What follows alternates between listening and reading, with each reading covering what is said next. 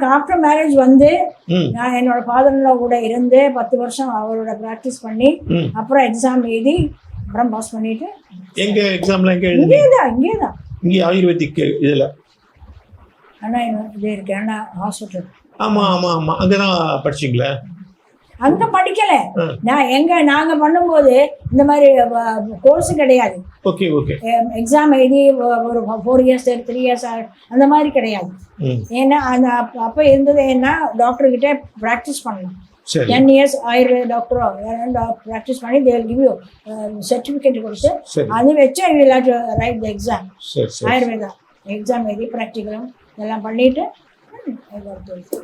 அதில் இது இருக்குங்க.